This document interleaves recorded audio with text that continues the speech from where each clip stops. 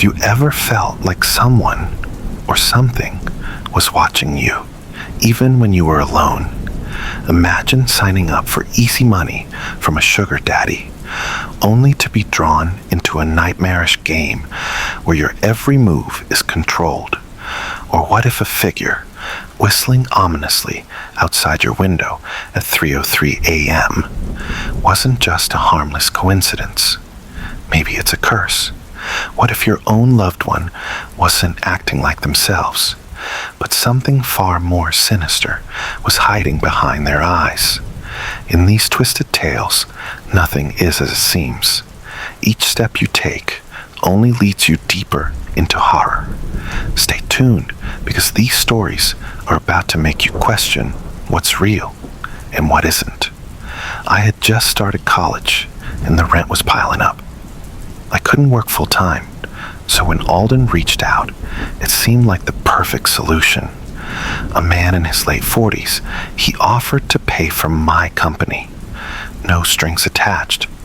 He'd send me cash to keep him company, talk to him on the phone, and occasionally have dinner with him. It didn't seem weird. I could live with that. He told me he had a lot of money to spare, and that the only thing he needed was someone to talk to.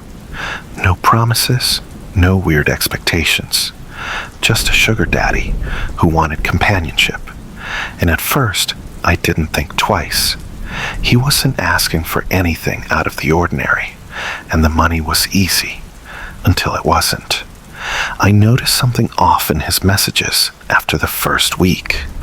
Wear the red dress tonight. Send me a picture of you in it when you do. I didn't think much of it. After all, it was just a dress. But as time passed, the requests started to get more specific and oddly sexual. Stand in front of a mirror while holding a knife. That one made me feel uncomfortable, but I did it anyway, rationalizing that it was harmless. But when I looked in the mirror, my reflection seemed wrong. It wasn't the dress or the knife, but something else in my eyes. The longer I stared, the darker my reflection became. The requests kept coming, becoming more frequent and more unsettling. He wanted me to place candles around the room and light them, while I whispered things into the darkness. I felt as if something inside me was growing numb, each new request erasing a little bit of my sense of self. The worst one came when he asked me to video myself at night, turning the lights off and recording myself doing nothing for an hour. The feeling of being watched was palpable. When I sent the video, he replied, "I see everything. You're not alone." It got worse from there. Every time I sent him a picture or did what he asked, it was like he knew my every move, even the things I didn't share. One day, I received a photo in my messages. It was of me from the previous night, standing in front of my window, my face obscured in shadow, captured while I was completely asleep. "You look beautiful while you sleep," the message read. My heart pounded in my chest as I glanced out the window. Nothing. Who was watching me? I tried to break it off with Alden, but he wouldn't let me. The next night, I received a call. The voice on the other end was slow and deliberate. "You thought you could leave? You'll never escape me." Panic surged through me. I quickly checked the locks, the windows, everything. But when I went to bed that night, I heard something outside my door. It was light at first. A soft tap, tap, tap. I pressed my ear to the door, and suddenly the door handle rattled. I jumped back. My phone buzzed. I'm in the building. The next morning, Alden was gone. The apartment was empty, and I thought I had finally escaped. But the truth was far worse. Days later, I started to receive more texts, but they weren't from Alden. They were from unknown numbers, and each one came with a photo. Pictures of me, taken in my own apartment while I slept.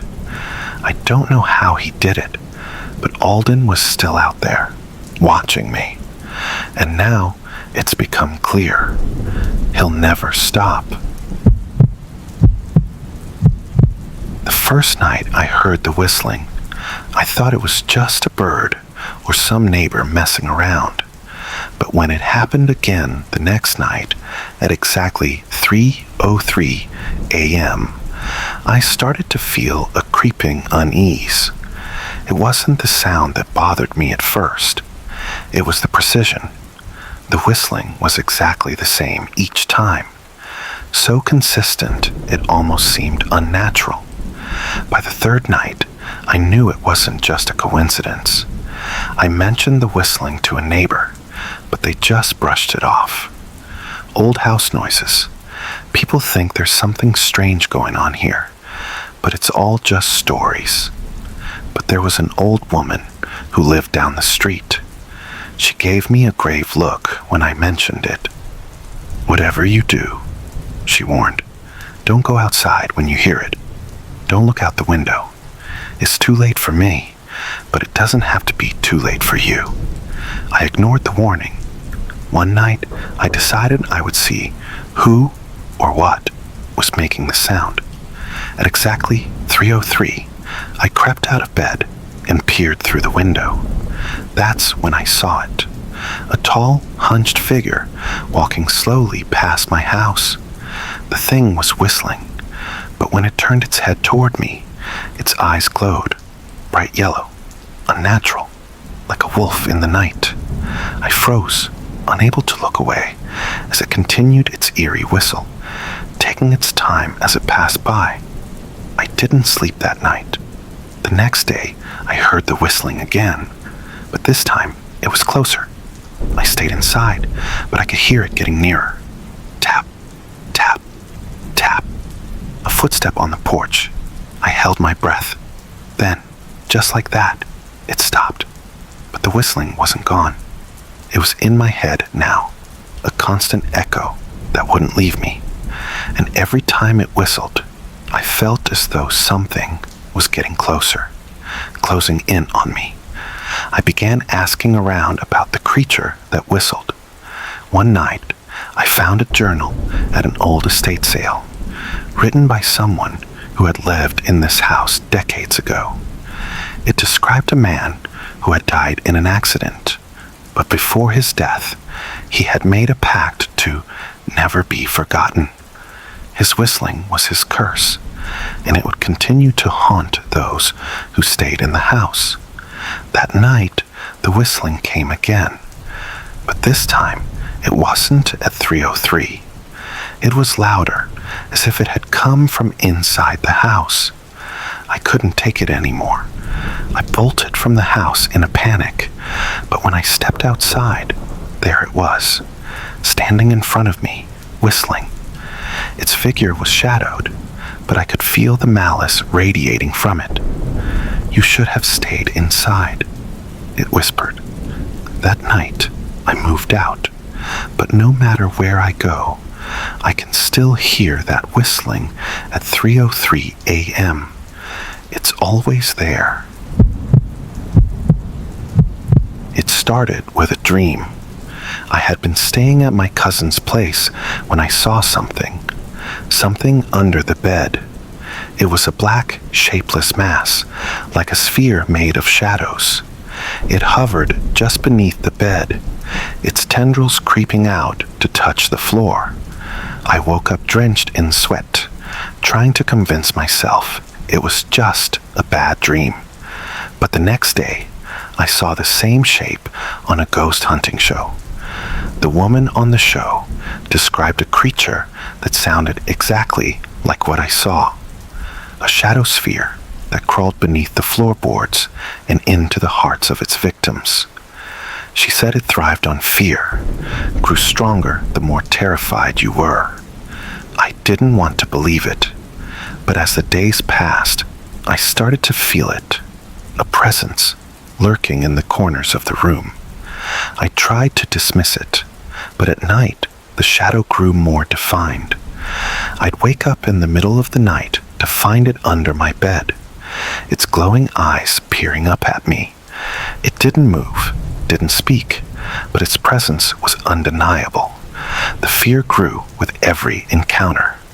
It would follow me from room to room, getting closer each time, until I could no longer sleep. I was starting to lose my mind. Desperate, I set up cameras in my room to capture the thing. The footage was chilling. I watched as the shadow started to move. Slowly, it stretched from under the bed and expanded, like it was alive. The once formless sphere grew legs, spindly and black, and it crawled toward the camera. I froze, staring at the screen. But when I looked back at my room, it was gone. And the worst part, the camera stopped recording, as if it had turned them off. I was trapped with something that controlled technology itself. That night, I tried to sleep with every light on, hoping it would keep the thing at bay. But it didn't matter. As soon as I closed my eyes, I felt it. Cold fingers brushing against my legs. I jumped up, heart racing, but the shadow wasn't visible. It was inside me now. The longer I stayed, the more I could hear it. A low, guttural growl, whispering my name. "You can't escape me," it hissed. It was learning, growing, and I realized with horror that it was getting stronger, feeding off my fear. I packed my bags, ready to leave, but as I turned to leave the room, the door slammed shut. The shadow appeared before me, towering over me with eyes that gleamed like burning coal. "You can't leave," it said. The last thing I saw was its black tendrils wrapping around me, pulling me down into the darkness. I woke up in the same room. The shadow was gone, but the nightmares never stopped. It followed me home. Every night, I hear its whispers, feel its touch, and I know it's always waiting for me to sleep again. At first, it was just weird. I'd walk into a room and see her standing there, staring at me from the corner, not moving. She would be completely still, just watching. I thought she was simply lost in thought. But after the fourth time it happened, I started to feel off. It wasn't like her. She wasn't the type to stand still and stare. And when I asked her about it, she brushed it off. Then, one evening, I came home late from work. I unlocked the door and called her name, but there was no response. The house was eerily quiet. I checked every room, but I couldn't find her. It wasn't until I walked into the kitchen that I saw her. Her eyes were wide, her face pale, and she was crouched behind the counter, watching me. "I didn't want to scare you," she whispered. "I thought I heard something." That's when I realized it wasn't her acting strange. It was something else inside her. As days passed, the behavior became more erratic. She started whispering to herself in the middle of the night, low, indecipherable words. I could hear her pacing around the house, moving through rooms, sometimes stopping to peer through the cracks in doors, or even standing motionless behind furniture, her eyes locked onto me. Every night, I would hear the creaking of her footsteps, just out of reach, as though she was watching me while I slept. It wasn't her anymore. It was something else.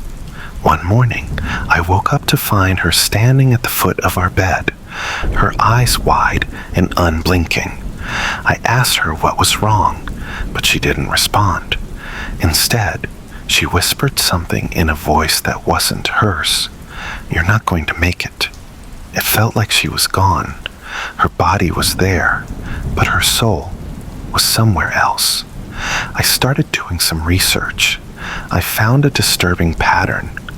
People who had similar experiences with loved ones exhibited the same behaviors. A demonic presence, something that took hold and slowly drove them mad. I tried to confront her, but she only smiled coldly and asked, "Why don't you trust me?" I tried to leave the house, but every time I would pack, she'd appear from the shadows, watching me, always close behind. I couldn't escape her. She would laugh quietly, her voice sounding more like a growl. "You can't leave. I'm always here." Every time I tried to get out, she would whisper, "I'm watching you." And I knew she was never really my wife anymore. I had to leave for my own sanity. The night I left, I locked the doors and made sure she couldn't follow. But when I looked back one last time, I saw her silhouette standing in the window, her face pressed against the glass, smiling. "You think you're safe, but I'm always here," she whispered from the darkness. I could feel her eyes on me, wherever I went. She was still watching. It began with the deaths, more than usual, for no apparent reason. It wasn't just that the patients were dying, it was the sheer frequency. In a matter of weeks, several beloved patients passed unexpectedly, leaving the staff shaken. As a nurse, I'd seen death before, but this was different. It wasn't normal. It felt like something was taking them. Then, it spread. It wasn't just the patients anymore. A colleague of mine, Maria, lost her fiancé in a car crash. He was young, healthy. Then, another nurse's son fell seriously ill and died in his sleep. The atmosphere at the hospital began to feel oppressive, like the walls were closing in. It was as if we were cursed. I tried to brush it off, but the more I thought about it, the more I realized something was off. I began to see things out of the corner of my eye. Figures standing at the foot of patient beds. Shadows that weren't there. One night, I saw a figure standing at the end of the hallway, staring at me. When I approached, it was gone, but the feeling remained, like something was waiting. The deaths continued, but they were more than just sad. They were suspicious. The patients who died weren't supposed to. I started hearing whispers from the other nurses. Talk of a curse, an old legend about a death spirit that followed people home from the hospital, making sure that the bad luck spread. The worst came when I was called to a patient's room late one night. She had been stable, but when I entered, I found her eyes wide open, her face frozen in a look of terror. On the wall beside her bed, written in blood, were the words, "You're next."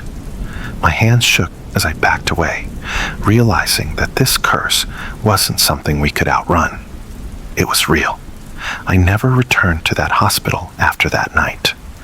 The deaths continued, even after I left. I couldn't escape it. No matter where I went, it felt like something was always watching. Every time I closed my eyes, I saw those words. "You are next." And I know it's not over. The curse follows me still. Like and subscribe for more epic horror stories, or I will feel bad.